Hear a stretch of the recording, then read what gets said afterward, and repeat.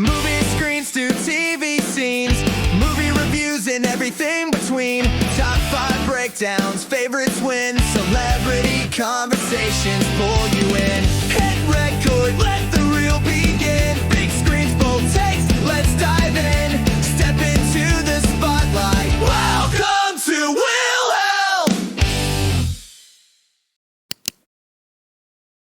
What's going on, everybody? Ben Beck here, your host of the Wilhelm Podcast. And today I've got a guest joining me who many of you would probably recognize, and someone who I've had the opportunity to share the stage with a little bit last year. And I say a little bit because that's a story all in itself that I'm sure we're probably going to get into when we dive into the conversation. He's been a part of pop culture for decades, his work on screen to his music, and now he's stepping into a new creative venture chapter behind the camera with a brand new short film project, which is the main reason I really wanted to talk to him today.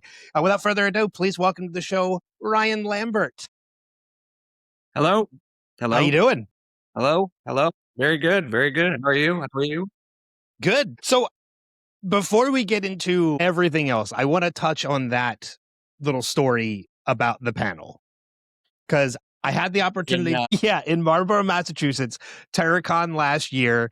It was the only panel I had for the weekend because I, as a programming manager for the show, I try not to hoard, as many panels as I can to give other moderators a chance. But I usually get to pick the one that I want. Monster Squad was the one that I wanted with you and Andre and Ashley and the rest of the cast. And it was the only panel I had for the weekend. There were so many people looking forward to going to that panel, including other staff members. And wouldn't you know it, about 20 minutes into that panel, we have to shelter in place because of a tornado. Yeah, I remember being up. I remember someone rushing in and saying, "Okay, everybody, don't panic. You never know, but there's a tornado." And I'm like, "Is this guy insane? What's happening? There's a tornado here?" Yeah. Okay. Also, I think when they rushed in, I was personally in the middle of a story. I think you were, yeah. And I was like, "Excuse me. Please don't interrupt me. I'm telling there's a punchline here." Yeah, that was definitely a first for me. I'm sure it was probably a first for you guys as well to have to shelter in place during a panel. Well, I mean, not just the first for the panel and on us as a group of actors and filmmakers, but also we're from Los Angeles. That doesn't really happen here. I mean, we're kind of scattered a little bit, but definitely have never experienced being anywhere near a tornado. So that was fun. Yeah. Well, I mean, it was an interesting opportunity because, ordinarily if moderating a panel, I get to spend about 40 to 45 minutes with you guys on stage. But because of that whole situation, I got to spend a little more time with you guys because I was with you as we were all sheltering and hanging out in that area of the hotel. So, and I'm in an interesting situation because I'm spending a little more time because I'm acting as a staff member and I'm making sure they're okay and everybody's comfortable. But I don't want to make it feel like I'm intruding on their conversations because this is kind of their time and such. So it was a very interesting situation, but we got through it. So much so that, in fact, we had, I think it was, I don't remember what they called it, like TwisterCon or something like that. And yeah, TwisterCon. Well, they made or Terranado, something like that. Terranado Con or something like that. Yeah. Yeah. They made magnets or something. I think I still have mine. I still have my magnet. Yeah, because I remember coming to, I got a group photo with you guys the next day, and I handed all you guys those magnets. And yes, that's right. Yeah. Yep. So it was a great situation. It was a very interesting situation, but you know what? Hey, everybody got through it. There's first times for everything, and that was definitely wonderful. Funny. I mean, it was interesting. I mean, the funny thing was the panel was in the hotel away from the convention center. So, the convention center had its own drama, and then everyone in the hotel had our drama, but there were other guests that weren't a part of the convention. They were just there, like families. And I didn't know. And I'm saying to people we're all getting in the basement. Let's go. Come on. Trying to be I'm in the squad, I'll be last down into the into the basement, whatever. And this mother said to me, "Don't talk to my children that way. You're not the boss of them." And I'm like, there's a tornado, and I just kind of want to watch you go twirling into the sky.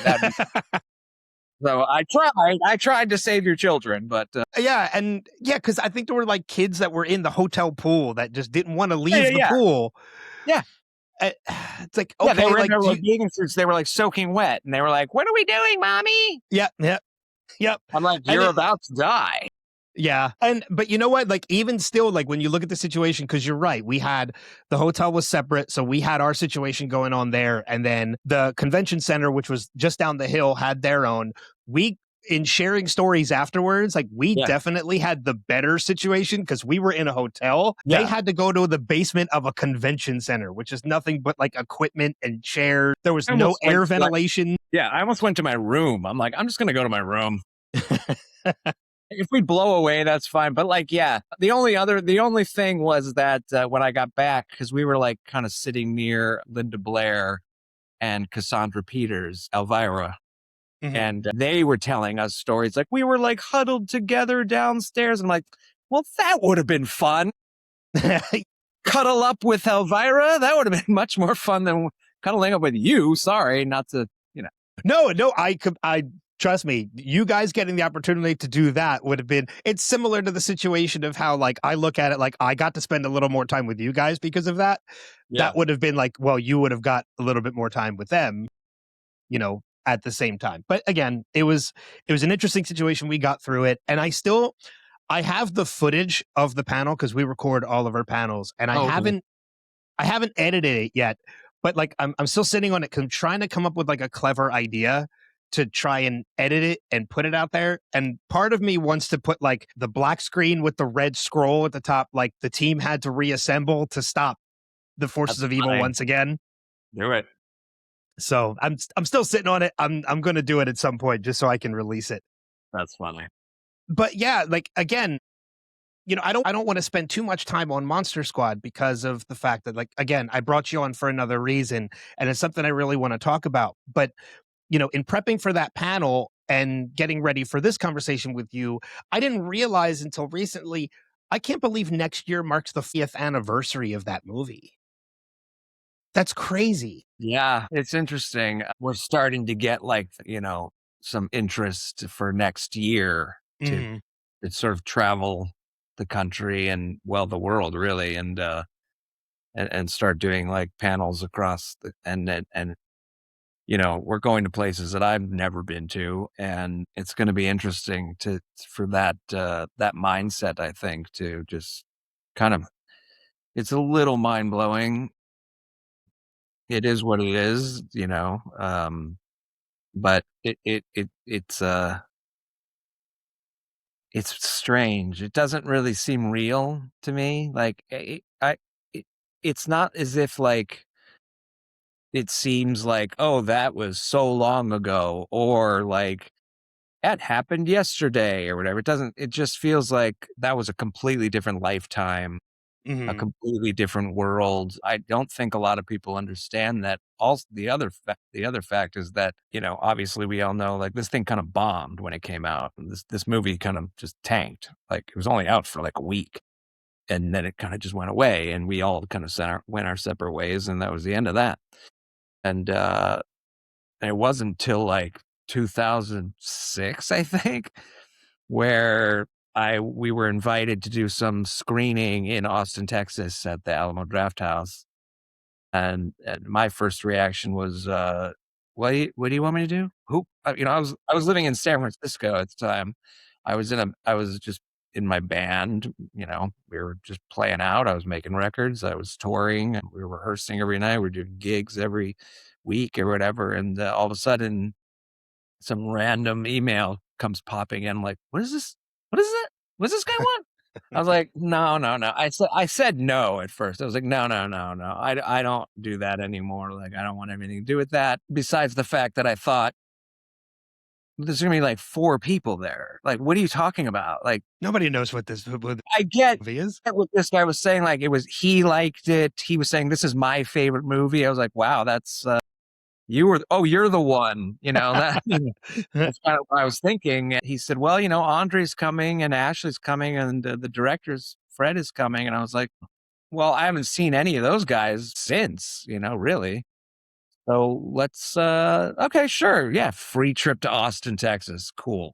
Little bit of reunion with some old say hi friends. to Yeah. 7 people that are going to be there. No big deal. And yeah, I got there. It was 2 sold out nights. I think it was like Easter weekend or something. So it was like, what the? This is insane. You can swear, it's fine. And it just, from there, it just snowballed, it turned into like going to convention. I mean, the first convention I went to was in like New Jersey, I think. Yeah, New Jersey, Cherry Hill, New Jersey. I know exactly what show that is too. Yep. Yeah. And they said, here's your table and go. And I said, and go what? And do what? And like, sign your stuff. And like, people are going to come and say hi to you. I'm like, what stuff? I'm like, do you have stuff? And like, I looked at Andre, I'm like, do you have stuff? He's like, no, I don't have anything. So like, we were basically signing napkins, just to give them something. Yeah. Have anything. Yeah. So we didn't have anybody helping us. I had like an envelope, like I didn't know what to do. Years later now, it's like, we love going out and meeting people, and to the point when we, Andre made a documentary about it, Wolfman Cards, and it's fascinating. It's fascinating how the amount of fans that are out there that were just hiding, at least from me. I had no idea. So now it's like, whoa, this movie actually is kind of cool. Yeah. Does it still kind of like blow your mind a little bit to know how much people love that movie, or have you kind of grown accustomed to it now after the past couple years of kind of seeing it and experiencing it?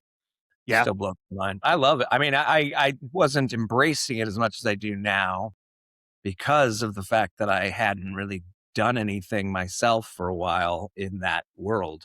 Mm-hmm. So to be kind of thrown back to the wolves, as they say, it took me a minute to find that feeling inside, to embrace it the way that I have come to understand what it is and how it changed people's lives, I guess, in some weird way. I don't, like the stories about, I get it. The stories about like how I started my own squad when I was a kid, and I wanted to be Rudy, but I was really Sean, or we all wanted to be you, but there was no way that was going to happen. And I was like, that wasn't me. So, like, hey, believe me, if a werewolf came into my apartment right now, I would be flying out the window. Not to burst anybody's bubble, but if we're in a room together, I would hope that you would do something about that, and I'll be the one that's running away. So that you don't have to. Like, you don't have to become. Let's say I've already done it. Okay, here you go. Your turn. Yeah, it's. I love that. It's your turn. I've been there before, but yeah, what?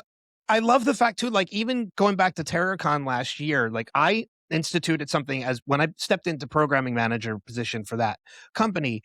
I instituted a viewing party. So we'll take something related to some of our guests and we'll do a screening of a movie, usually the day before the show. And it's kind of like a team building thing. And that TerrorCon, we did Monster Squad because obviously it was the one that we related to the most, the movie we loved the most out of all the guests that we had. And it was so interesting to me as well, because I've seen the movie a number of times. We had so many staff members come and volunteers come who had seen the movie the number of times, same amount, if not more. But there were still people coming to that screening, volunteers and staff members who had never seen the movie before. So even after almost 40 years, there are still people discovering the movie for the first time. Yeah. And I find that so incredibly, I guess, amazing. Well, one of the things that I always find funny is being out in the public within that environment where, basically it's Monster Squad. I call it Monster Squad time. It's Monster Squad time. It's time to go out and be Monster Squad guy. Like we'll be sitting at like our table at a convention, and you're watching a lot of people walk by all day. And most people are like dressed as Freddy Krueger or Jason Voorhees or Mike Myers or Elvira, whatever, You'll see someone walking by like with a, like a Freddy shirt, say, like Nightmare on Elm Street shirt. And then there's another guy that walks by with the Monster Squad rules or the Stephen King rules shirt. And then the other guy goes, "Oh my God, that's a great shirt." And the other guy goes, "Yeah, I love this shirt. It's my favorite shirt." And he goes, "Yeah, it's Stephen King does rule." And the guy goes, "Oh, you don't know. You don't know what this is. You're not in the loop." Because, that guy's wearing a Freddy shirt. We all know that. Yeah. The guy's not wearing anything like, you're like, what the hell is that? Yeah. But people still, you're like you said, like, are still discovering that film. And that is just, and it just keeps snowballing. It just keeps going. I always use the word snowballing, but it's just, it does. We thought like, all right, couple years, 2 years, 3 years, and then that's it. And it's still like, here I am talking to you, and we're going to go out next year for the 40th, and it's still rolling right along. Yeah. And you mentioned the Stephen King rules t-shirt, and it's I had the opportunity to get you guys to sign. Everybody from the panel signed the shirt, and I have, within my studio and my space, I have so many things on the wall that I don't really have room for much stuff anymore. Like my walls are full, but I made sure I made room that when I got that shirt back, it is framed with the group picture that I took of you guys. And I made sure there was room for that on my wall. Awesome. And it is hanging because, it's that nostalgia of it all that. And it's a memory of me that even though that panel kind of went the way it did, I still got the opportunity to meet you guys and share the stage with you guys. And it was, a great opportunity. But to kind of shift gears a little bit, away from Monster Squad, I was going to say, you're taking a different approach now of doing stuff behind the camera. But I feel like a kind of a little bit of a conversation we had before we went live. You've had your share of time behind the camera, just a different kind, in that I had no idea about your hobby of photography. So I feel like we need to talk a little bit about that, because you had mentioned like it's raining in LA right now, but when it clears up, you plan to go out and take some pictures. Yeah. I mentioned like a DSLR, but then I saw you come back and I saw the cameras you're coming back with, and I'm like, yeah, he's a lot more serious about photography than I am. I'm trying. I'm learning a lot more. I've never really been a guy that like takes classes to do things. I didn't go to film school. I've been a musician my entire life. Not one lesson, as Ferris Bueller would say, like, I play left-handed guitar, so no one would teach me. So I had to just kind of figure it out. I put my okay, and then I figured it out, and eventually, boom, you're like, wow, now I know that chord. Now let's go on to the next chord, and eventually, 10 chords, and like they say, 3 chords in the truth. There you go, you wrote a song. So, that's what it came down to. I can't like Eddie Van Halen, but like I can write music, and then I have my band, and then they know how to do that.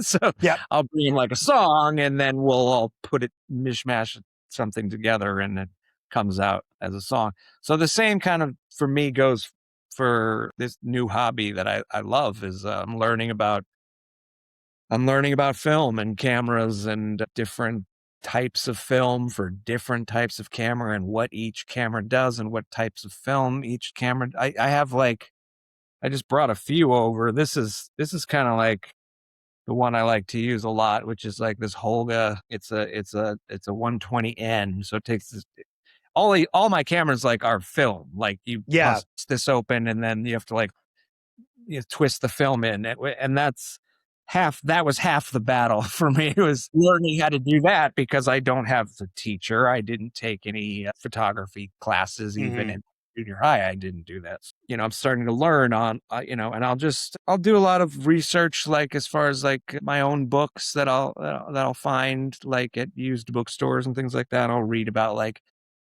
sort of techniques from the 60s or something. And like this camera's kind of old. This one's a newer model, but like it's an old kind of camera. And so you can do really crazy things with it. Like you can like hit the, hit the shutter button and leave the shutter open and then close it and then do it again with this camera. And then it kind of, you don't know what's going to come out. You have no idea what's Yeah, going to look. So it what could like be the open exposure, I think it is. Yeah. Yeah, you can double expose that. So like that's kind of cool. And I just put, well, let's see. This is a Hawkeye Instamatic R. I don't have any film in here, so I can open it right now. And this is just a dummy cartridge. But it's these kind of cartridges. Yeah.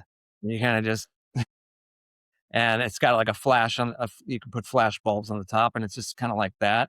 And just click it and shoot. And who the hell knows what's going to happen? But you put like different things in. Like this film is this is like old Kodak Tri-X pan. This is 120 film. It's expired, so this could suck. I could get this back from the lab, and they're like, "There's nothing on here," and I'm like, "Great, cool." But at least you tried, and This is the weirdest. It didn't go to waste. This is the oldest. Yeah, this is the oldest camera I have. This is a Falcon miniature. This is from like the 40s. So this thing is really crazy.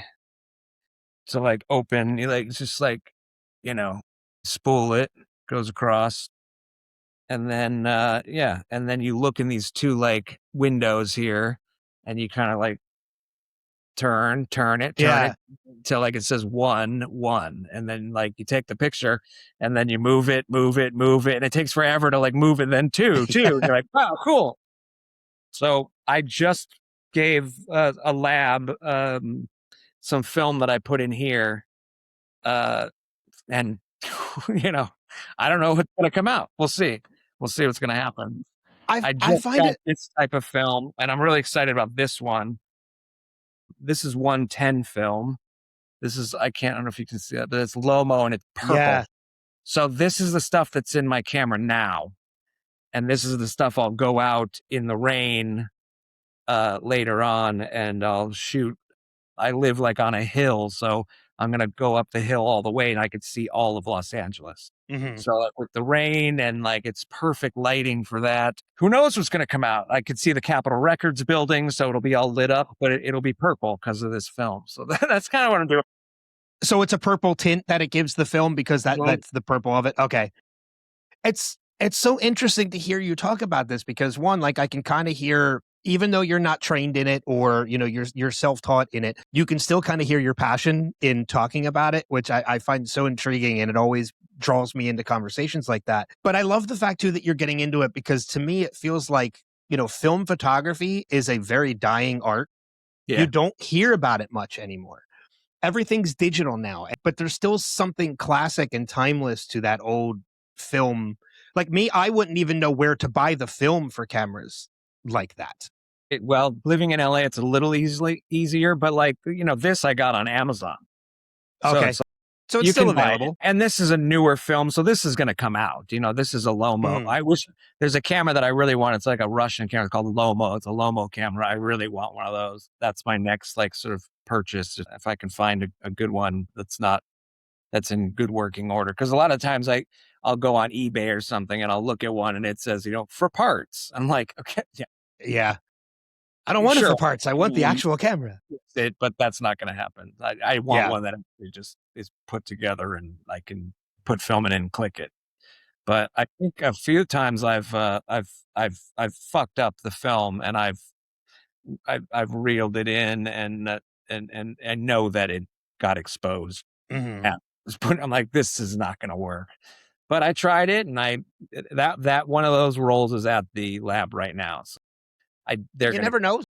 Hey, if one image, the other thing is like, I'm not trying to like take. I always say this, like, I'm not trying to be a photographer. Like, I'm not trying to make this a career job. You know what I mean? Like, it is maybe a little bit more than a hobby because I'm trying to do something with photography, but I don't care what it looks like. In fact, the crazier it comes out, the more I'll be happy, Yeah. So it's not like something original. Position on this. This is brilliant. Like, someone was saying, you can't shoot like that. And like, who made that? Why not? Rule? Who made that rule? I thought this was art. Yeah. I mean, and Art is that's subjective. like It's anything. whatever. Yeah. Yeah, I'd be curious to see, like, if down the road, once you start getting more accustomed to it and you start getting more pictures develop and stuff, if you found a way to make them publicly viewable, because I'd be curious to see what you had come out of I'll show you some stuff when it's it. done. Okay, If perfect. it's worth showing people, I'm sure I'll put some stuff online or whatever. But I don't think I mean, I'm not expecting to have some sort of gallery showing anytime soon or anything like that. You're not gonna put together a coffee table book anytime soon from your photography. Oh, you I don't could. think I mean, anyone's gonna buy that. But yeah, who knows? Fuck it. I don't know. You never know. I think that some of the greatest artists in the world have done things just on a whim and sort of, the people that I'm influenced by the most as far as filmmakers go, artists go, musicians, actors are just the people that tried something yeah, that never been done. And then it came out and you're like, well, my God, I mean, yeah, have you ever seen Eraserhead? I have. Yeah. You know what I'm saying? It's like, holy, I mean, it took him a long time to make that actually, but the end product is mind blowing. Well, I Now, mean, did he get his influence from someone like Cocteau or something like that? Sure. But that's how it works. yeah, but I mean, like, you look at some, like, even using movies as an example of that too. Like, you look at some movies that didn't do well. Monster Squad, a prime example, but another one, you look at movies that nobody really thought anything of at the time they came out, and then they become something ultimately so much bigger. One of my favorite movies of all time, actually, my favorite movie of all time, is The Shawshank Redemption. That didn't do well in theaters at all, but it has become a favorite of many. It tops so many lists now of one of the greatest movies ever made. Absolute classic film. You Beautifully know, made. yeah. So it's one of those things that you never. I'm sure many photographers out there who've won awards for some of their pictures didn't take the picture with the intention of winning the award. Of Some of them course. might have. You never know, but they could be that cocky. But for the most part, there are times I think people have been appreciated for the work that they've created, not knowing that that was the art that they were creating Yeah. at the I time. mean, that's happy accidents. We used to call them in the studio when we were recording music. Hmm. Something would happen with either the tape or like some guitar noise was like, what the hell is that? And we go, wait a minute, hold on, wait It a minute. works. Keep that in Yeah. there. Or Yeah. like if I'm doing vocals and all of a sudden my voice goes Brady Bunch. It's like, oh, that's cool. Like let's keep that, Yeah. because it's natural. It's real. It happened. So just leave it in. Why fix it? I hate that. I mean, I'm not opposed to people that are starting to shoot on iPhones and stuff. That's fine. I saw The Left-Handed Girl. I thought it was gorgeous. Did it look like an iPhone? Yeah, it did. It looked like an iPhone to me. Yeah. But the techniques that they use. I mean, there's like that commercial for iPhone. It's like you can make a whole film, and it's like just regular people doing it. I'm like, no, you can't. No, there's a little bit more than just pointing and clicking. Filmmakers could do it, because they're using it as a medium and they already know the other things that you need to do Hmm. to make a film. You could, I mean, sure, hell with it. You could make a film. Go ahead, give it. It's probably going to be great. I don't know, but does it look great yet? I don't think it's 100% there, where you can use that sort of digital medium to do that. But I'm not opposed to things like that. Like I I remember listening to David Lynch and he goes, I'm never going back to film ever again. I love digital now. Digital's my new, and then he died.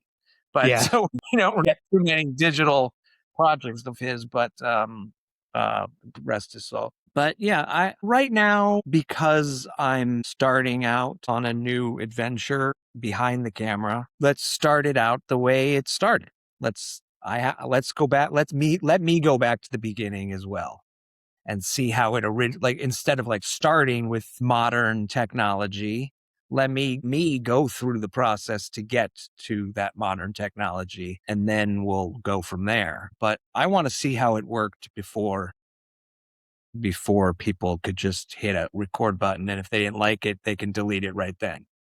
And so that Yeah. goes like photography. It's like I took the picture there's no going back. That's it. Yeah, the picture's done. I could can't go back and I could burn the picture and throw it away and no one can ever see it. But like right now, if I take a picture of my phone, I can just go and delete it and it's gone. Or it yep, goes to the cloud or whatever. or But no one edit it can or see it. Who knows yeah, where put something over it. Yeah.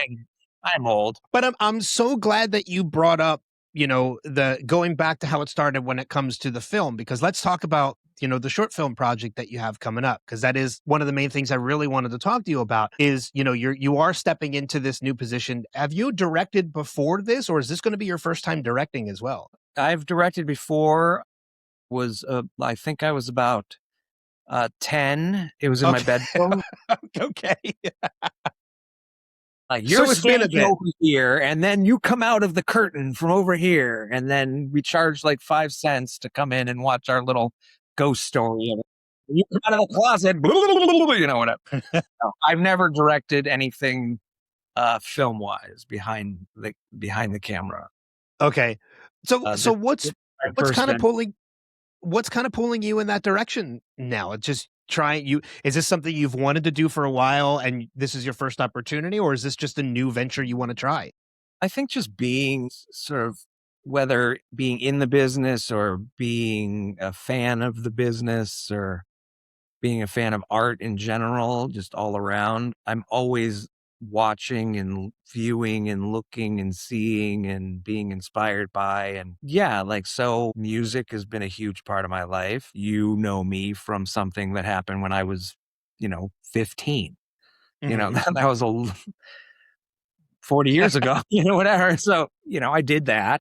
I love acting. I love being in front of the camera. I'll do that until whenever. If you want to give me the opportunity, I will. I always tell directors when they come to me and say, I would love to work with you. And I always just say, just tell me where to stand. Mhm. I'll say, give me the words, tell me where to stand, and I'll do the rest. So sure, I still want to be in front of the camera as well, but I've never been behind the camera in this capacity. And I feel like it's time to have fun with something else. Mhm. You know, Yeah, and am I just going to keep doing the same thing? Am I going to make another record? Am I going to be in front of the camera? Am I going to, am I going to, I tried that. I stink at that, but I'll leave that to, um, yeah, I think this is something that I can do. I think it's not something that I want to do. It's almost something that I think I know I can do. Mhm. So in that sense, I'm just going to give it a try. I'm not promising a rose garden. I'm just saying, like, I'm going to, for my own personal, artistic, creative brain holes, I'm going to give it a try. I just want to see what it looks like. I have ideas. I have visions, whatever they say. And I'm gonna give it a whirl. I'm gonna give it a try. Well, that's how anything, any idea starts is with that idea and with that, the vision or whatever. So I applaud you for jumping into it. And I have to say that Noah Payne and the Tooth of Doom is an incredible title and something that if I was scrolling through or like looking through a catalog or whatever and I saw that, that would immediately draw my attention because I would just be curious as to what that was. So Well, you'll find out. where did that come from? Where did the title come from? Just Um, yeah. Well, I don't normally just kind of like blurt out like what things are, where my inspiration you don't comes have from. yep, you don't have to. It's fine. I will say that I had a very traumatic experience with an abscess tooth. Gotcha. We'll Okay. go. Yeah. I think that's more than enough to kind of understand where your mindset might be with something like something like I that. will say what I'm seeing is probably not what people are expecting me to do. Mhm. Maybe people that are super close to me, but like if you've seen anything or listened to any of my music or anything, this is not that. Okay. This is not Monster Squad. This is not Kids Incorporated. This is not, any record that I ever made. This is dark, I think. I don't know. We'll see what happens when it comes out, but it's going to be, I'm really sort of influenced right now by the way the French New Wave filmmakers shot on film, the time that they took to make the film, the subject matter that they used, all the way up until like Cassavetes and like just let's see what happens. Let's point and shoot and let's get real. Let's get something on film that's true and real and sort of off the cuff, maybe a little ad-libbing.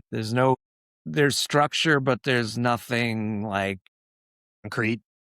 I think if you read the script that I wrote, it's probably not exactly what you're going to see. It's more like a template for me to use and my crew to use to make what we're trying to achieve. I don't think it's one of those things where like sometimes you see like the script going by and then like next to it they show the footage of the film that they shot. It's like, wow, it's exactly the same. It's not going to be. It won't be that. This is like, here's this scene. It's probably like maybe going to be a 20-minute film and it's like a 9-page script. So I know what I want from these 2 lines, but like in a normal capacity, that might be something where they do the count. Like, so these 2 lines, that's 30 seconds or, and to me that line is 2 minutes. Yeah. Yeah. It's sort of like along those lines. And I think you and I have kind of implied it in the conversation, but we haven't come right out and said it yet. But you're shooting this on film. You're going back to, the very beginning. Like you said, you're going back to how you want to do it, how they did it originally. This isn't going to be digitally shot. You're shooting this on film completely. So are you anticipating what some of the challenges of that are going to be? Like, I know, like, because digital recording, digital shooting, you can usually do as many takes as you need to. But for something like this, obviously with film, that's not going to be a possibility to do something like that. So how are you preparing kind of for like the challenges of doing that? Well, we're sort of making sure that we have at least enough rolls where we're going to shoot on 16, on 8, and something called a PXL 2000. Okay. Which isn't film. It, in the sense that you're thinking, it is a toy from the 80s. It was made by Fisher Price. Is that like a Viewmaster? No. Okay. It was like it's a camera and it records everything onto cassette tapes. Okay. It totally was a piece of crap. It bombed, like no one bought it. It was awful. And then it somehow like made a resurgence with like independent filmmakers. I know that Richard Linklater used it in his first film, Slacker. A lot of skater videos are made with this thing. It looks super grainy and shitty and whatever. And I'm using it for a very specific thing. I'm not trying to use it in a sense that it's sort of just to use it, Yeah. I know why I want to use it and what I want it to look like. Mostly it's 16 on 16. So we're just making sure that we have enough real, but yeah, like you said, it's I don't know if we're going to do a lot of rehearsing, but I think what we're going to do is, talk about what this is before we start rolling. So, all right, so this is what's going to happen here. And you got about this much room. Don't go outside the whatever. And like, this is you. And you got about a minute. Go. Yeah. Yeah. The other thing is well, I don't know if I'm like revealing too many secrets or anything like that. One of the things that I love about watching old Godard films or Truffaut or Agnes Varda is like, and even Fellini, there was no sound. They didn't record sound while they were shooting. So everything was done in ADR afterwards, which means that it's more about like what you get emotionally from your actors than them actually remembering dialogue. Mm-hmm. It's like, here's what the scene is. It's not like, Curb Your Enthusiasm, ad-libbing, whatever, but it's like, this is sort of like, this is the scene, do what you would do in this situation. Yeah. And then later on, we'll record sound, but it's not a synced up type of thing. It's like, and Fellini used that his entire career. Like, even when he had millions of dollars to shoot, he still didn't use a sound department. He did all that later because he just wanted the actors to make the scene emotional instead of worrying about what they had to say according to the pages that were in front of them. Yeah. So this is sort of going off of all that that's the inspiration that I'm going for. Now I could say, like, I'm also doing it because it costs too much to do that. The 16 camera that we're using, I mean, it sounds like a helicopter. No, like, Yeah. you can't use sound because it's mostly what this camera was used for was like war footage kind of. Mm-hmm. It wasn't meant to record sound. So, it doesn't have that sort of technology built in to the camera, or the film itself doesn't have the capacity to carry sound. So we're doing it that way too. So it's and this is what I mean by, like, don't expect that, this isn't, I'm not making, like, and I'm not in it. That's the other thing. I want people to know, like, I'm not in this. So, like, you're not seeing, like, oh, Ryan's making a movie and it's like Love Actually. And, like, it's like, it's not even close. It's gonna be cool. I think it's gonna be cool. It's gonna be punk rock. It's gonna be gritty and grainy and crazy and wacky, and who the hell knows? I don't know. We'll see. Yeah.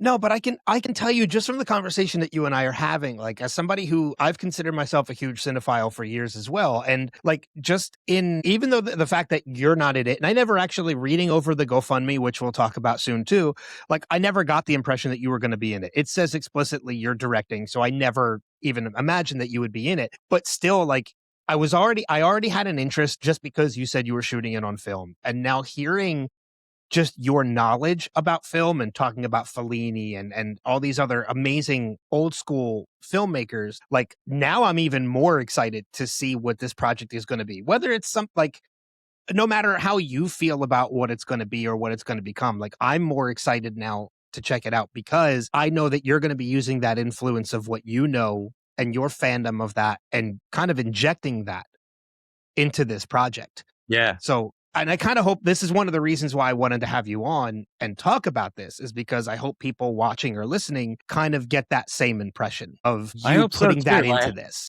That's why it's hard for me to get that point across, like, in a little tiny video, like trying to get the funding through GoFundMe, obviously. But, I do want people to maybe use this almost as like a jumping off point too, to go back and look at those things. And see, you don't have to watch superheroes fighting each other, and it's like $400 billion to make a movie.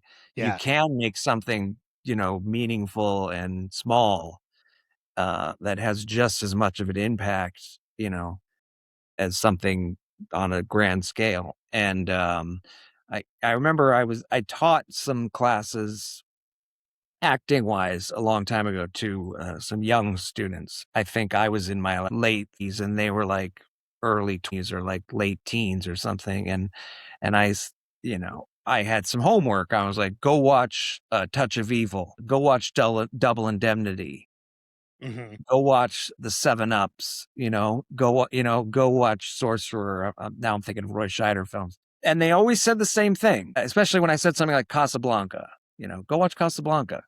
They go, well, but I wasn't born yet. And I always say, me neither. Yeah. How old do you think I am? Jesus. I'm like, no, you're not watching it. Who cares when something was made? Those are still people that made a piece of art. Yeah. They have the same emotions you have right now. I'm just talking about the aesthetics of watching that type of film or that type of art being made, as opposed to what you're seeing now. It's not, this is an Avatar, Yeah. this isn't even Raiders of the Lost Ark. I mean, we're talking about something that was like made at a time when, I wasn't born either, you know, my mother wasn't even born. It's like, come on. How crazy Well, is there's still so many projects again, like the ones you mentioned, but there's still so many things from back again, like before the times that we were born, that have and still have so much charm to them. Like I can tell you, I enjoy comedies and stuff like that, just like anybody else. But still, to me, still to this day, two of my favorite comedies are Harvey and Some Like It Hot. Yes. You know, which are classic, brilliant comedies that just I still go back and watch. Yeah, and Harvey itself as well with Jimmy Stewart is Harvey's just so great. And I discovered Harvey because I performed it on stage in high school. Oh, you did Harvey? Yeah, I got to be a part of a production of Harvey in high school. So, I went back and I watched it before I performed it. Rabbit? No, I didn't. That would be a little difficult to play Harvey the Rabbit. So, no, it was, I forget. I was one of the hospital orderlies, the main hospital orderly. I can't remember his name now. Right. I think it was Wilson or something like that. But it was a blast. And I had so much more of an appreciation of performing it because I went back and I watched the source material. I watched the original movie. And I still watch it. Arsenic and Old Lace is another one I can think of that is just another classic comedy that I adore. Brilliant. So, there's still wild. I love that play. I love anytime like they're doing Arsenic live and I'm near there, I will make it a point to go see it live. But the Cary Grant film is just, the timing is so great in that film. Like the way they shot it is just, it still kind of looks like theater. But the way they shot it is and it looks beautiful. I mean, like I just saw it not that long ago, like a Criterion version, and it looks gorgeous. It's making me realize I haven't seen it in a while and I really need to rewatch it. Yeah, go watch it. It has been a while. Go watch the Criterion Arsenic because it's really good. Speaking of Criterion and like kind of what we're talking about, Criterion right now has this incredible block of films. It's just called Stunts. And it really is like more like about like actors that did their own stunts kind of thing. So you've got Ben-Hur, you've got Gone in 60 Seconds, like the original, like the original Gone in 60 Seconds. Yeah. Garbage, whatever. But like the original, I watched that film and I had seen it before, like a long, long time ago, not really knowing what I was seeing, but I went back and I read the story of that film, like how they made it and the guy who did it. And it's like freaking fascinating. What was a nutball? I mean, he actually died making the second one. See, I didn't know that. Yeah, he like a water tower fell on him or something. It was crazy, but like they did, that block of films has Death Proof in it. It's got Gone in 60 Seconds. It's got Face Off. But it also has Stagecoach, the John Ford film Stagecoach, which is maybe one of the most gorgeous Westerns I've ever seen in my entire life. And then it has like Hard Boiled. Is it Hard Boiled? I think it's Hard Boiled. It's not John Woo. Yeah, it's John Woo. Is it John Woo? Okay, yeah, Hard Boiled. And it also has two Buster Keatons and a Harold Lloyd film, Safety Last, which is the one where he's hanging from the clock. From the clock, yeah. And then the Buster Keatons are Steamboat Jr. and the General. Okay. And I'm like, wow, these are in the stunts block. Right up against Gone with 60 Seconds and To Live and Die in LA and Face Off. And I'm like, see, this, besides Criterion being badass, it's like what they're showing you really is like, no matter what time it is, and no matter when you're watching a film or when that film was made, there's a through line through all of film. Whether it's the emotional aspect of it, whether it's the stunt version of it or anything. I mean, like I watched them all now. I watched all the films in that block. And I usually watch 2 a day. I usually watch 2 films a day anyway.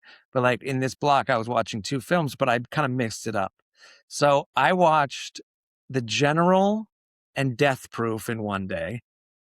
And then I watched Stagecoach and Hooper, the Burt Reynolds film. Yeah. Like within the 4 hours that I watched those films back to back. And you would say like, oh, well, that's crazy. They're so different. It's like, they are zero different. They're both funny. They're both very stunt oriented.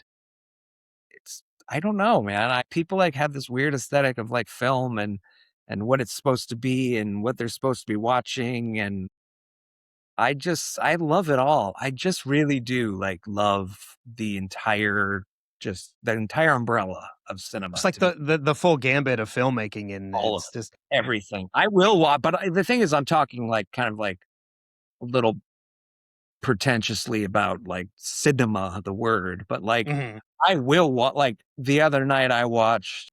I was one of the block. It was something from that block, but then I watched like The Handmaids with Sydney Sweeney and Housemaid. Housemaids. That's Yeah. it. Yeah. And I'm like, I just want to watch something that is, I don't know. And then I was like, this is a Lifetime movie.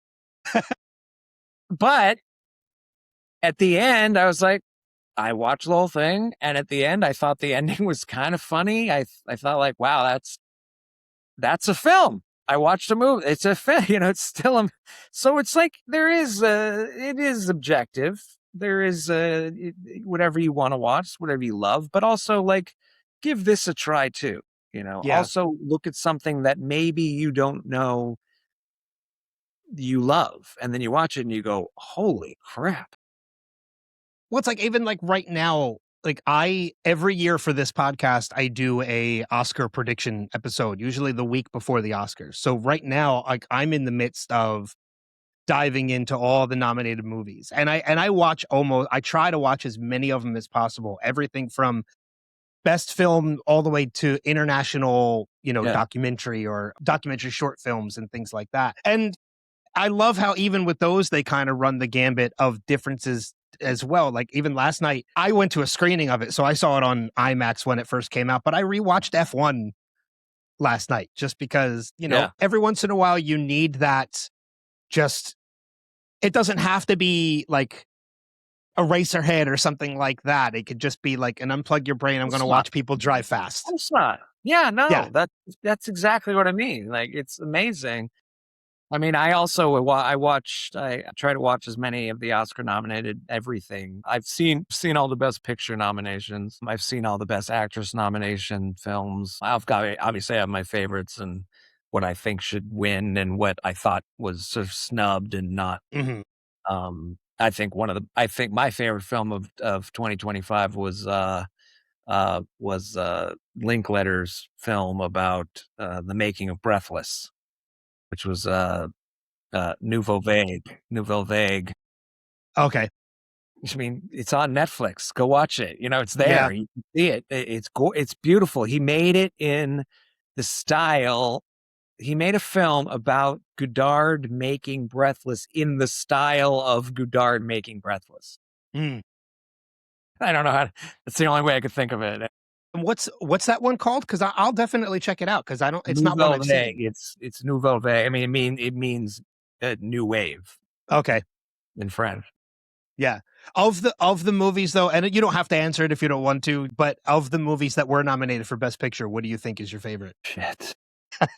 Because I have mine. I have and I'll reveal mine. Mine is Sinners. I think that to me was one of the best movies of 2025. Brilliant film. I mean, PTA's film is just badass. I'm sorry. That One Battle is just absolutely like. Yeah, One Battle After Another was another one that I have a feeling that probably Hamnet's going to win Best Picture. I don't know why I feel that way. I just feel like that's in there. That's pretty high up there. That's still one on my list I need to watch. I haven't seen that one yet. Jesse's in the bag to win Best Actress, I think. But there's a film that Rose Byrne is nominated for, a film called If I Had Legs, I Would Kick You. Yes. And another Netflix film too, wasn't it? So damn good. I mean, I think it's her time. I think it's time for Rose Byrne to win. So that's my personal pick. As much as I love Jesse, like I feel like Jesse's going to be around for. I'm one of those guys that like I have that thing where like I saw them first in that thing, whatever. Like I remember Jessie Buckley was in like the Fargo. She was in the show, the TV show Fargo. Mhm. She was on one of the seasons, and I'm like, who is that? Like that's our next like big actress right there. And now Yeah. here she. I'm like, I knew it. Isn't that amazing though? How sometimes like when you watch things that are new and you want to check them out, you see these people before they become anything bigger. Like I can say like I had before she became as big into comedy as she is now, I actually had Tiffany Haddish on this podcast. Like years before she became anything to what she is now. Yeah, And it's amazing to watch her career blow up to, to what unbelievable. it is now. She's so funny. She's so funny. So it's one of the reasons why, like, anytime I have companies reach out to me and be like, "Hey, like, do you want to talk to this person, or this person?" Most of the time, I'll be like, "Yeah, like, happily. Like, I just want to have a conversation with this person because you never know who they're going to become." Yeah, right. So, but yeah, getting back to the project, it's I the fact that you were doing it on film already intrigued me. Now having this conversation with you, like, I could talk to you about movies and cinema for Sure. hours and hours, and I feel like I almost have to have you back on next year to talk about Monster Squad a little bit more for the 40th. Yeah, we'll do a 40th. Yeah, but I want to make sure that before we go any further, you do have the GoFundMe up for the Thank you. project, for the short film, and I want you to kind of let people know like where they can find it, what exactly the reasoning behind it is, because I feel like sometimes not enough people, they'll be like, "Oh, I have a Kickstarter, oh, I have a GoFundMe," and too many people read that as, "Oh, I just want your money." Oh, But yeah. like for somebody like you, I know like this is for a reason. Yeah, I mean, it's, we sort of like talked about it beforehand and like we can do it like really super low budget and it already is now still, Mhm. but it'd be nice to have a little bit of wiggle room to like make it exactly what, we're thinking it should be, especially it being my first time out. Mhm. I really, experimenting for sure, 100%.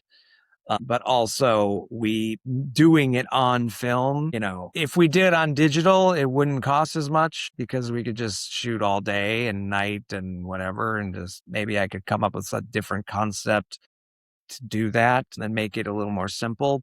What I want to do, it's going to take a little bit of funding. So, um, we're not asking for too much. I think it's fairly reasonable. We're not asking for anybody to give any large chunks of anything. I sort of mapped it out to how many like people maybe follow me on Instagram compared to like if each gave me $1, we're good. Mhm. You know what I mean? Like Yeah. that's how much it would be. Sure, a couple people so far have given a little bit more. That's wonderful, but literally I want to get the point across that I mean, $1 helps. That's all. I mean, Mhm. it really is. It's like Jerry Lewis telethon here. It's like $1, anything, would out. I don't want people to be embarrassed, like, "Oh, I can only give you $5." It's like, do you know how much $5 goes, That's a sandwich for one of my actors for one of the days, like that's a lot. Mhm. Yeah, so we made a little thing, a little video. It's up on my Instagram. So you can go to if you're not following me, and you're not seeing it go by in the stories or like just look on my page. I keep reposting it over and over again. It's probably driving my friends insane. They're like, "We know, Jesus, you're making a movie." Um, but yeah, so you can go there. So Ryan Lambert 111 is my Instagram. I don't know what I mean. I have like the link is in my bio, is what they Well, say. and I'll make sure I'll have the link to both your Instagram and the Yeah. GoFundMe. Everything Okay. will be in the show notes and the description Yeah. and everything as well. So And yeah. I don't really have I don't see how you can say the link name, and that makes me sound stupid. But yeah, I mean, I guess if you just went to go fund me, I called it Ryan's Gritty Grubby Indie Short Needs Yeah. Your Support. So that's if you just want to go straight to GoFundMe and try to find it there. But mostly you just click a link on my Instagram page. It'll be there. Yeah. Yeah. And like I said, I'll make sure all the links to everything are in the show notes for this as well, so people know where to find it. And we're getting close. People are responding, and we're getting close. And we're probably going to start shooting in April, and it's going to be a quick shoot, and we're going to try to edit it as fast as we can and get it out there maybe by the end of the year, hopefully. Are you filming everything in LA, or are you going any locations outside of LA? All LA. All LA. I mean, you're in the place to do it. It's There's you know. only a few like sort of outdoor locations too. So Okay. there's mostly like apartments, bars, offices, and then there's like a bus scene. And then I mean, it's all don't tell anybody, but it's guerrilla shooting. Yeah. I've done it. Stealing a bunch of street. We're in LA, so it's kind of like, oh, they're shooting something. Yeah. I did. I was part of a production, God, almost over 10 years ago now, for a zombie movie that a friend wanted to do. And we had so much fun doing it. Like, it was over a year-long production, and most of it was guerrilla style. There were some scenes we did in Philadelphia where we had to have a permit. There was no way we were going to get away with guerrilla style. But for the most part, most of it was guerrilla style. And it was a fun shoot. It was so much fun to be a part of, again, behind the camera stuff. I had done extra work and things like that on like Always Sunny in Philadelphia and some other shoots, but I'd never done anything behind the camera. And it was so much fun being a part of that, and a learning experience for sure. The film sadly did not turn out to look how we expected it to be because the director kind of hijacked the editing, but it was still a fun experience. And it was, so I'm kind of envious of that aspect of that as well, of you doing this, and the fact that you're not revealing anything about the story because you don't want to give anything away, and the fact that you said it's something darker than we would probably expect, that just makes me want to see it more. Yeah. So I'm really looking forward to it. I admire those filmmakers that just sort of say, I kind of did it with my music too. Like, people would say, like, what's the song about? And I'm like, I don't know, you tell me. What do you interpret it to be? About something specific? I'm like, I don't know. Did I? Yeah. Whatever, mysterious, it doesn't matter. It's more, I really do believe like it's for, you make art for yourself. And that's, I truly believe that. I'm making this for me. This is mine. If I didn't, and if I made something for everyone else, then I'd be doing what people want to see. I always say that about like even larger things like a Star Wars film. You'll see like people online going, well, that's not what I wanted Luke to do or whatever. And it's like, well, he didn't, the guy who wrote it wasn't writing and going, wait, hold on, wait a minute. What do the people want? Jim in his basement. I heard that he doesn't want Luke to do this, so we can't do it. Yeah. It's like, that's still art too on a larger scale. It's like, so you make it for yourself and you sort of hope for the best out there. And if you enjoy it, all the more better. But also enjoy it and create something about it for yourself. Do it. Watch it for you, and then make up your own mind what it means to you. Whatever you're seeing go by, or whatever you're seeing go by, take that and make with it what you want. Yeah. That's how I think art. And it's interesting too, because you talk about how people see things like, that's not how I would have seen that. And it's like, well, you're not the director for one, or the creator of it. Right. But one of the things that I kind of got involved in, because a friend of mine introduced me to it, is there's a whole subculture of fan edits of people, who take these films and they re-edit them in their own way and to make them something, completely different than what they were. And I've seen a number of them that, I've seen a number of them where I would watch it and be like, no, like, you made this like 10 times worse. Like, I don't know what your vision was, but it wasn't that. And then I've seen a couple here and there where I watch the fan edit and I'm like, wow, like, this is, it's not necessarily better, but it's kind of better because it's different.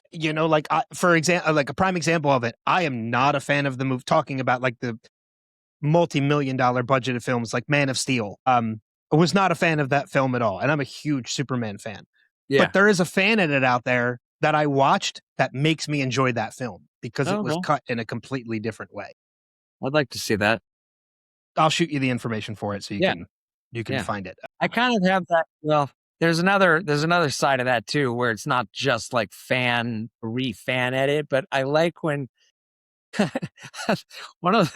I like when they take a movie and it's like, yeah, that's the story, but we're going to change the actual, what we, like, I'm sure that you remember a while ago, someone did something with the Karate Kid where it Yes. sort of made it look like he was actually a total asshole that came. Oh, this guy was just like living his life. He had a girlfriend and his dad was kind of an asshole. And like, he was, his sensei was kind of mean to him, but like, he was a sensitive guy maybe. And like, he just wanted to live his life. And then this total piece of shit comes in and just takes his girlfriend and kicks his ass. Yeah. I'm like, it's kind of funny because it is kind of what happened. Yeah. I like this stuff. And I know all of that was before like Cobra Kai came out, but Cobra Kai was so well done in my opinion. Like I really enjoyed that. So And great, especially that first season. Yeah. Even the last season, like when it kind of got bookended, and there were moments, man, where Billy Zabka like had me bawling my eyes out because like it's some of the best acting I've ever seen him do. That final, no spoilers or spoiler alert to anybody who watched, but that final moment with him and Sensei Kreese, where they're like expressing, and Johnny's like you made me feel like nobody because of that. Like I was bawling. They really ran with that whole like relationship, like what it was like, that is probably what would have happened in that situation. Like, like he became like a bum. Yeah. Yeah. He's driving this beat up Camaro that like, or Firebird, whatever it was. I always just liked the fact that he like he was still like living in the 80s, no matter what. Like he didn't know how to use a computer. He was like clicking on things. Like the dialogue was so funny, man. I thought they did a fantastic job with that. Yeah. Like, I mean, were there moments that were overly cheesy? Sure. But it played into what, Yeah. Exactly. It was, the Karate Kid is cheesy. It's supposed to. Yep. So, but yeah, I love the fact that you're doing this. I'm really excited to see it. I'm definitely going to push people to go to the GoFundMe. I haven't donated yet, but I know I wanted to talk to you first and kind of spread it. You will absolutely see a donation for me probably within the next day or two. Yeah, I appreciate everybody that just gives a few bucks here and there. I mean, we're gonna make a little thing, and I hope you like it. And other than that, I'm considering everybody that helps out a producer. That's kind of what a producer does anyway. It's like, here's some money, go make a thing. It's like, well, I'm just asking, people that kind of liked something that I did before that made them happy in a way. Now it's like, well, I'm going to do something else, and let's all grow up and watch some new stuff. Yeah. And see what's going on now.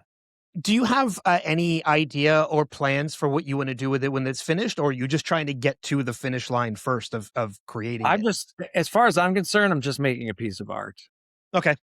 I don't know what I'm sure I'll show it if I feel like it's ready or if it's good enough or whatever, however I feel at the end of it. Mm-hmm. I definitely see it festivaling in some capacity. I've worked enough with some of those film festivals to know people that run them and probably could just say, here, you want to show this thing? Maybe they will, maybe they won't. I don't know. But I never sort of count on anything being other than what it's supposed to be in its truest form. Yeah. Well, I can tell you right now, like if you ever decide when it's finished, you want to show it like at a convention or conventions, I might know a guy who might be able to help you get something like that going. Yeah. Okay. Cool. So, yeah. So I was going to say, like, I had another question after that, but that kind of, you said you're just trying to get to the finish line of this one and create a piece of art. And I completely respect that. Cause I was going to ask if you had any ideas for something you wanted to do afterwards, but your mind might not be even there yet. I do have other things that I've written. Okay. So if this looks like it's looking pretty good, like we did it, it's done, it's in the can. And I mean, you can literally say that with this product. It's in the can. Yeah. I do have something else that I might dive right into right after that's maybe a little more simple. I do plan on maybe making things a little easier on my crew as far as shooting on film goes. You know, it is not easy. It is not an easy thing. I would say, you know, it is tough to find the stock. It is hard. The camera needs to be in good shape. Mhm. My cinematographer, who's also sort of my producer as well, we're working together to make the best piece of art that we can. But there is a little bit of like, you fucker, just shit this on a digital camera. Like, Yeah. no, I'm being stubborn. For this round, I'm going to be Mr. Stubborn filmmaker guy. And whatever happens later on, we'll see. I think your point of, like you said towards the top of the conversation, about going back to the beginning and doing it how it was done in the beginning, I think there's a lot of merit to that. And I think there's a lot of charm to that as well, of just because, again, it's paying tribute to the past by doing it that way. I think so. I think it's that. It's definitely that. I want to see what it was like to do that. I want to put myself in those shoes and see the process that those filmmakers went through to get to, like you said, the finish line and put it in the can. Whereas, you know, I know people that are like, I want to make a movie, and it's like, hey, do you have a camera? Do you know how to do lighting? Do you do sound? Do you know how to edit? And then they just stand in the background and go, I'm the director. It's like, cool. That looks really good. I think that's a little easy to do. So I want to put a little bit of strain on myself and not just, you know, call it what it is. Let's do something like, you know, how it's kind of supposed to be done. Yeah. And I think going through the challenge of doing it that way gives you a little bit more appreciation for how it's done now, for the ease of how it's done.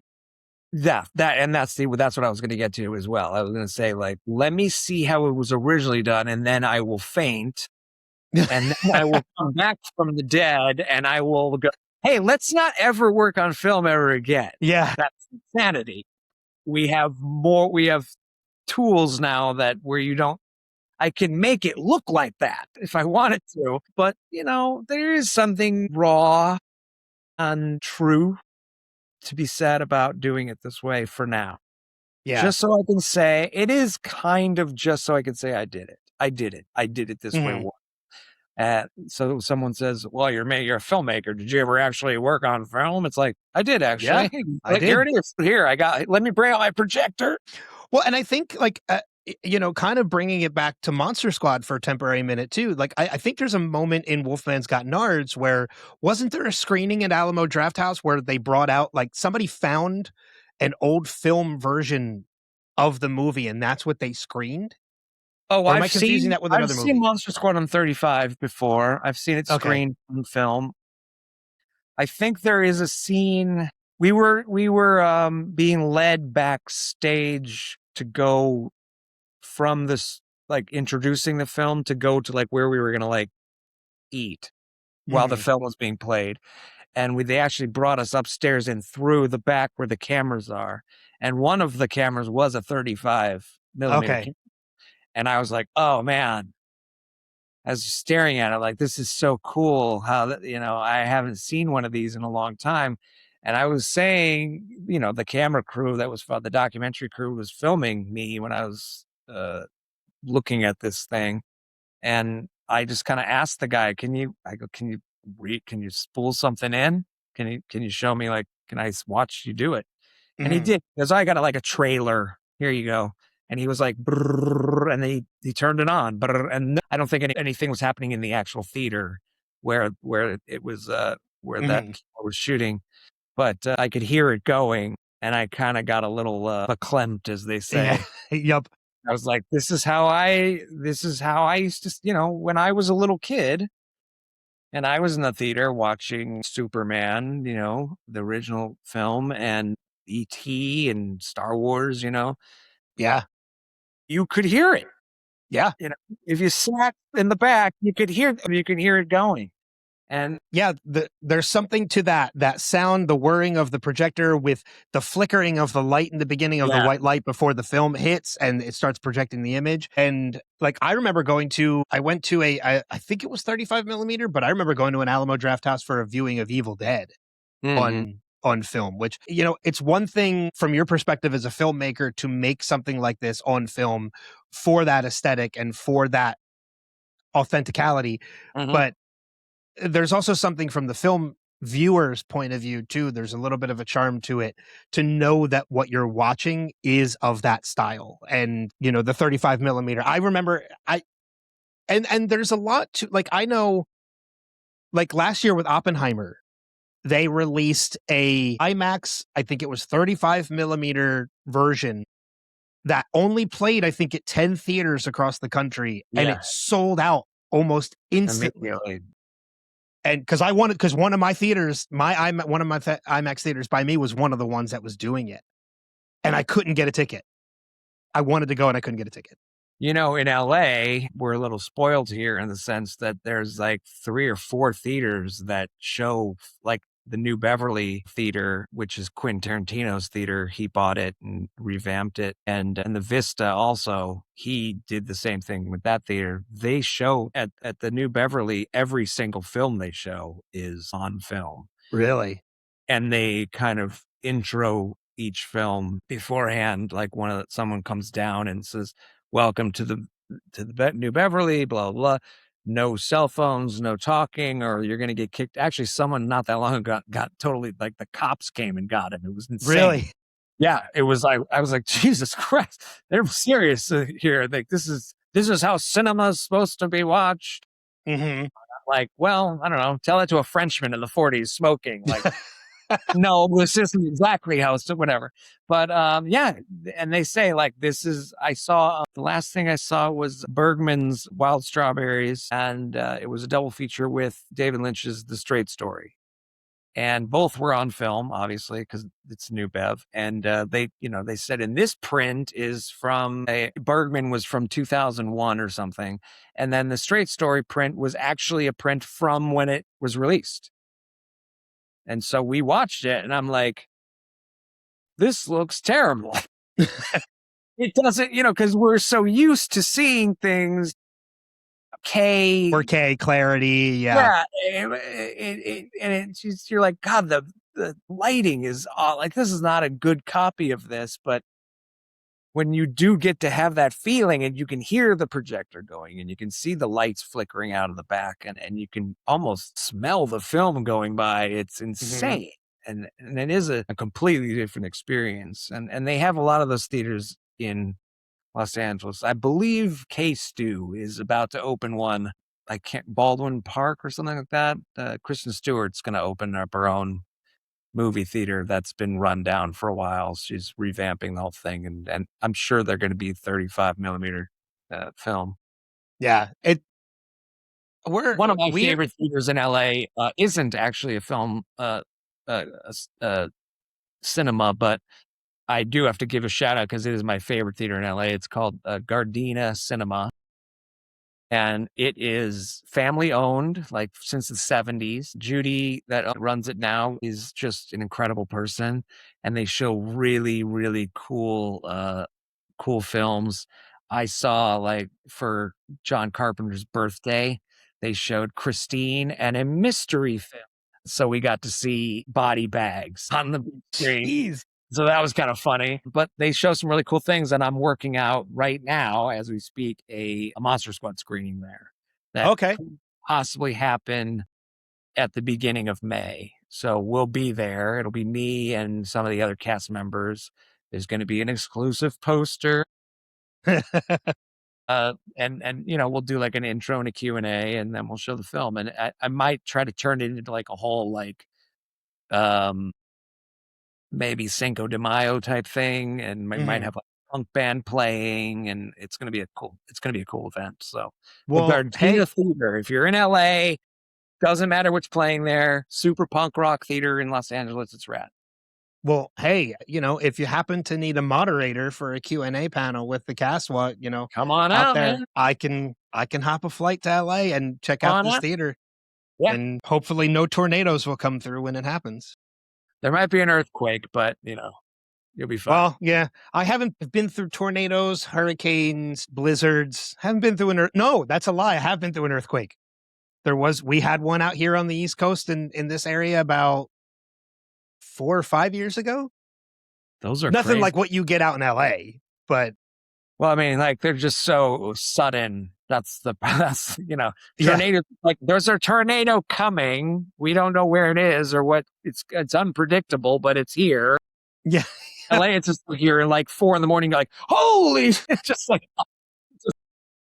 Well, and that was one of the craziest things too about that tornado in Massachusetts last year is one, you never expect to see them because they don't happen that often there, and you guys just happen to be there when it happened. But within a couple days after it happened, we found out it wasn't one. There was like 3 or 4 that all touched down within like a 10-mile radius.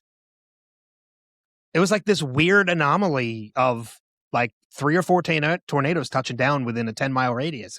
It was crazy. But yeah, like Ryan, like again, like I could talk to you for hours about cinema and stuff, and we'll definitely have to do this again. Sure. For sure. We'll stay in contact with each other, and any way that I can help with the movie once it's finished, or even while you're still in production of it, I'd be happy to do. Great. That's whether it's spreading the word or just if you decide to do screenings and you want help out here on the East Coast trying to find places to do it, like I'll happily help you out, in ways that I can do it. But we're working on like an hour and a half now, so I don't want to go too much longer, even though I could talk to you for like another hour. But I wish you the best of luck with the film. Like I'm looking forward to seeing it when it's done. Me too. And, I'm sure you're really anticipating seeing it when it happens. Once we wrap this up, the way you brought your camera, I'm going to grab something to show you that I'm sure you'll appreciate. Yeah. But for the episode itself, thank you so much for giving me your time for this past hour and a half and having this conversation. It's been a blast. Thanks a lot for having me. Yeah, and we'll definitely, for anybody who's listening or watching, we didn't spend a lot of time on Monster Squad, but we'll save that for next year for the 40th. Yeah. Well, I can talk about that for hours too. So I'm sure. But Ryan, thanks again for coming on. I'll make sure all the information is in the show notes of on YouTube or the podcast or whatever, where they can go. Please go and check out the GoFundMe. Contribute if you can. Like Ryan said, even if it's only like $1 or such, every little bit helps. But until next time, guys, we'll see you guys on another episode of Wilhelm.